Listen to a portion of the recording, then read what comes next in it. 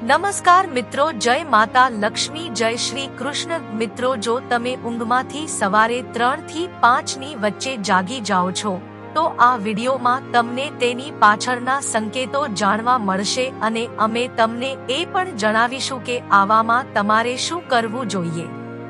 શું 3 થી 5 વાગ્યા વચ્ચે નીંદર ઉડવી સારું માનવામાં આવે છે કે સારું માનવામાં નથી આવતું? અને જો આ સમયમાં નીંદર ઉડી જાતી હોય તો તમે આ કામ ન કરો તો તમે ખુદને જ નુકસાન પહોંચાડી શકો છો। આ સાથે હું તમને એવા સંકેતો પણ જણાવીશ કે જેના દ્વારા તમે જાણી શકો કે ભગવાન તમારાથી ખૂબ જ ખુશ છે, જેના કારણે ભગવાન તમને આશીર્વાદ આપશે અને તમને ધનવાન બનતા કોઈ રોકી નહીં શકે।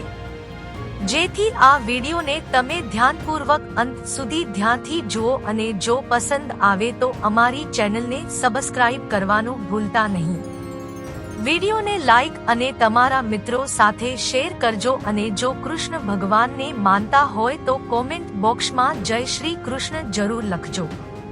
તો ચાલો આપણે નીંદર સંબંધી કેટલાય એવા ઉપાયો અને કેટલાય એવા સંકેતો વિશે આગળ વાત કરીએ। એક જૂની કહેવત છે કે જ્યારે ભગવાન દયાળુ હોય છે ત્યારે તે પોતાના ભક્તોને તેમના આશીર્વાદ આપે છે અને ધનદોલત પણ આપે છે। ભગવાનનો સહારો અને વ્યક્તિની મહેનત બંને મળી જાય તો તેને સફળ થવાથી કોઈ રોકી નથી શકતું। પરંતુ શું તમે જાણો છો કે કોઈ પણ વ્યક્તિ સફળ થાય તે પહેલા ભગવાન પણ ચોક્કસથી આ સંકેતો આપે છે અને જો ભગવાન તમને સફળતાના સંકેતો આપી રહ્યા હોય તો તમે કદાચ આવું તો નથી કરી રહ્યા ને? અને પુરાણોમાં પણ એવું કહેવામાં આવ્યું છે। ચાલો આપણે જોઈએ કે ગુરુજી આ વિશે શું કહે છે। જ્યારે પણ કોઈ વ્યક્તિને સારું પરિણામ નથી મળતું ત્યારે ભગવાન તેને ચોક્કસપણે આ સંકેત આપે છે। આપણે નંબર 1 ની વાત કરીએ તો જો કોઈ વ્યક્તિની ઊંઘ અચાનક બંધ થઈ જાય, વારંવાર જો તે રાત્રે 3 વાગ્યા પછી તેમની આંખ ખુલે છે તો આ સંકેત ખૂબ જ શુભ માનવામાં આવે છે। રાત્રે 3 વાગ્યા પછી દેવી દેવતાઓની શક્તિઓ જાગી જાય છે। તમારું વારંવાર સવારે 3 વાગ્યા પછી જાગવું એ સફળતાની નિશાની છે।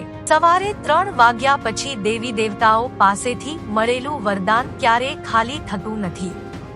ભગવાન તમારી પ્રાર્થના ચોક્કસપણે સાંભળે છે। પણ મિત્રો, જ્યારે પણ તમારી આંખ 3 થી 5 વાગ્યાની વચ્ચે ખુલે છે તો તમારે આ એક કામ અવશ્ય કરવું જોઈએ જે ખુદ ભગવાન તમારી પાસેથી ઈચ્છે છે। જો તમે આ નહીં કરો તો તમને શુભ ફળ નહીં મળે। તો મિત્રો, તે શું કામ છે તે હું તમને આગળ જણાવવાનો છું। હવે નંબર 2 વિશે વાત કરીએ તો જો તમે તમારા સપનામાં ઊંચા પહાડો જોવો છો અને તમે ત્યાંથી વહેતો પાણીનો ધોધ જોશો તો તમે ચોક્કસપણે સફળતા મેળવો છો અને આ સંકેતનો અર્થ એ છે કે ભગવાન સ્વયં તમને આશીર્વાદ આપી રહ્યા છે। હવે મિત્રો, આપણે નંબર 3 વિશે વાત કરી લઈએ તો શાસ્ત્રો અનુસાર જો તમારા સપનામાં દેવી દેવતાઓ દેખાય છે તો તેને ખૂબ જ શુભ માનવામાં આવે છે।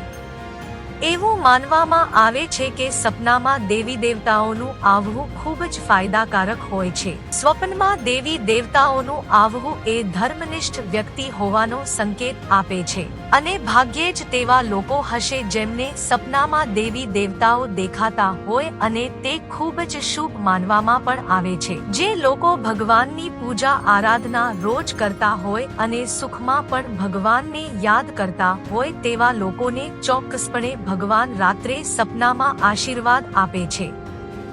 આવા વ્યક્તિને થોડી જ વારમાં સફળતા મળી જાય છે।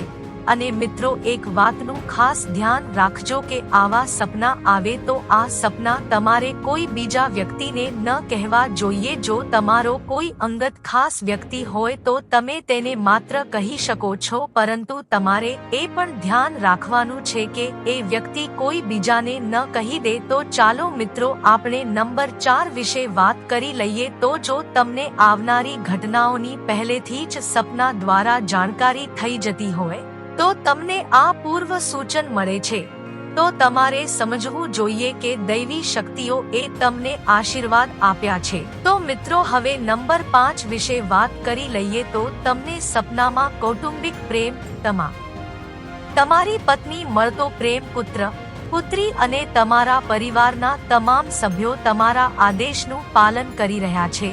તેઓ બધા તમને પ્રેમ કરે છે અને તમે પણ તેમને પ્રેમ કરો છો.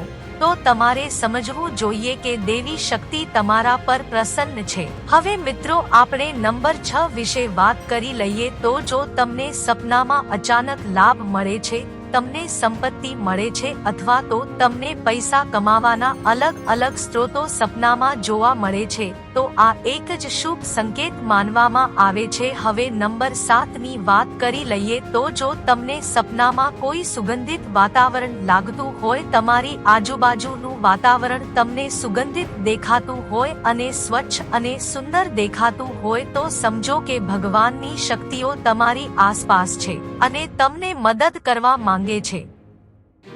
હવે આપણે નંબર 8 વિશે વાત કરી લઈએ. તો સુખદ પવન તમારી આજુબાજુમાં ફૂંકાતો હોય અને તમને સપનામાં એવું લાગે કે આજુબાજુમાં પવન ફૂંકાઈ રહ્યો છે, અથવા જો તમને શરીરમાં અચાનક કોઈ ધસારો અનુભવાયો હોય જે પહેલા ક્યારેય ન થયો હોય, તો સમજવું કે ભગવાન કે દેવી તમારાથી પ્રસન્ન છે. નંબર 9 વિશે વાત કરી લઈએ. તો ઠંડી હવાનું વર્તુળ બની રહ્યું હોય તેવું સપનામાં દેખાતું હોય. જમીન પર રહેતા સમયે પણ ક્યારેક તમને અનુભવ થાય છે કે મારી આસપાસ વાદળછાયું કે ઠંડી હવાનો સમૂહ છે જેણે મને ઘેરી લીધો છે, તો તમે સમજો છો કે ભગવાનની કઈ દૈવી શક્તિઓએ તમને ઘેરી લીધા છે. આવી તક એવા લોકો સાથે થાય છે જેઓ ખૂબ પૂજા કરે છે.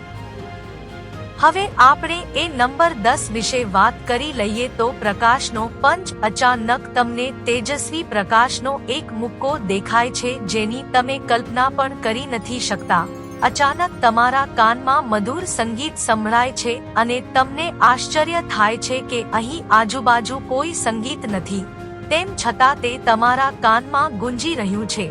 જો તે સીટી વગાડવાની જેમ સંભળાય છે, તો પછી તમારે સમજવું જોઈએ કે દેવી શક્તિઓ તમારી નજીકમાં છે અને તમારી સાથે વાત કરવાનો પ્રયાસ કરી રહી છે. આ ઘણીવાર એવા લોકો સાથે થાય છે જેઓ તેમના પ્રિય ભગવાનના મંત્રનો સતત જાપ કરે છે અને ભગવાનમાં શ્રદ્ધા રાખે છે અને ભગવાનને દરરોજ પ્રસન્ન કરે છે. હવે આપણે નંબર 11 વિશે વાત કરી લઈએ. તો કોઈનો અવાજ સાંભળવો. તમે રાત્રે ઊંડી ઊંઘમાં છો અને તમને લાગે છે કે કોઈએ તમને બોલાવ્યો છે અથવા તમને જગાડવાનો પ્રયાસ કર્યો છે અને તમે અચાનક જાગી ગયા છો, પરંતુ પછી તમને ખ્યાલ આવે છે કે ત્યાં કોઈ નથી પણ ચોક્કસ અવાજ હતો. જો તમારી સાથે આવું ઘણી વખત બન્યું હોય, તો તમારે સમજવું જોઈએ કે તમે કોઈ અલૌકિક શક્તિ દ્વારા આશીર્વાદ મેળવી રહ્યા છો. આવી સ્થિતિમાં તમારે હનુમાનજી મહારાજનું ધ્યાન કરવું જોઈએ અને તેમનો આભાર માનવો જોઈએ. હવે મિત્રો, આપણે નંબર 12 વિશે વાત કરી લઈએ. તો જો તમે તમારા સપનામાં લીલો બગીચો અથવા ખેતર જુઓ છો, જો ચારે બાજુ માત્ર હરિયાળી જ દેખાતી હોય, તો તેનો મતલબ કે તમને જલ્દી પૈસા મળવાના છે. તેવી જ રીતે, જો તમે તમારા સ્વપ્નમાં શંકર મંદિરનો અવાજ સાંભળો છો, તો તેનો અર્થ એ છે કે કોઈને કોઈ માધ્યમથી તમારી પાસે પૈસા આવવાના છે. હવે મિત્રો, આપણે નંબર 13 વિશે વાત કરી લઈએ. તો તમને સ્વપ્નમાં ઘુવડને જોવું એ પણ એક મહત્વપૂર્ણ માનવામાં આવે છે. તેને કારણે આપણે ધન સંબંધિત ઘણા લાભો પણ મળવાની તકો સર્જાય છે અને ધનના યોગો સર્જાય છે અને તમને ધન પ્રાપ્ત થાય છે. મિત્રો, હવે નંબર 14. સ્વપ્નમાં તમે ઘોડા ઉપર બેસેલા જુઓ. જો તમે તમારા સ્વપ્નમાં કાળા વાદળોને જોવો છો અને વરસાદ પણ જુઓ, તો તેનો અર્થ એ છે કે તમે કોઈ પણ વસ્તુમાં રોકાણ કરશો, તમને ત્યાં નફો મળશે. મિત્રો, સપનામાં સોપારીને જોવી એ સુખ સમૃદ્ધિની નિશાની છે. મિત્રો, નંબર 15 વિશે જો આપણે વાત કરીએ, તો જો તમે સ્વપ્નમાં કોઈ નાનું બાળક ફરતું જુઓ છો, તો તેનો અર્થ એ છે કે તમને જલ્દી જ ક્યાંકથી પૈસા મળવાના છે. સ્વપ્નમાં સફેદ કમળ, લાલ કમળ, ચમેલી, ચાંદની અને ગુલમહોરના ફૂલો જોવું એ ચોક્કસપણે ભવિષ્યમાં અપાર સંપત્તિના આગમનનો સંકેત છે અને ભવિષ્યમાં તમને સુખ અને શાંતિ મળવાના તે સારો સંકેત માનવામાં પણ આવે છે. હવે નંબર 16 વિશે વાત કરી લઈએ તો માનવામાં આવે છે કે રાત્રે એક ક્ષણ માટે અચાનક વાંસળીની ઘંટડીનો અવાજ આવે છે તો તે એક શુભ સંકેત પણ છે। એવું માનવામાં આવે છે કે આવો અવાજ સાંભળવો એટલે તમારા ઘરમાં ભગવાનનું આગમન થાય છે। આવી સ્થિતિમાં હરિ નામનો પાઠ કરતા સૂઈ જાઓ।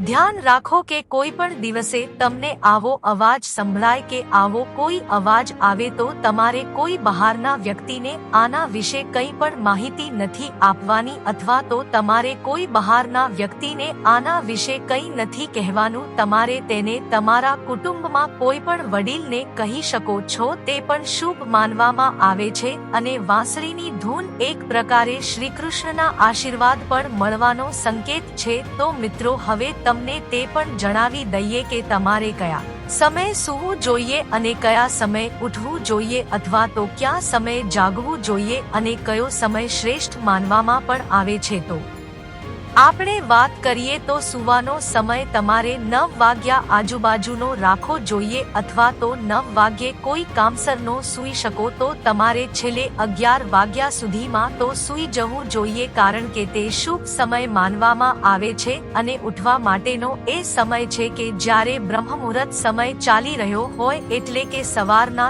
3 થી 5 વાગ્યા વચ્ચેનો સમય કહી શકાય અથવા તો તે સમય સક્ષમ ન હોય તો તમે સૂર્યોદય પહેલા ઉઠી શકો છો। તે સૂવા માટે અને ઉઠવા માટેનો યોગ્ય સમય માનવામાં આવે છે અને તેનો ઉલ્લેખ આપણા શાસ્ત્રોમાં પણ કરેલો છે।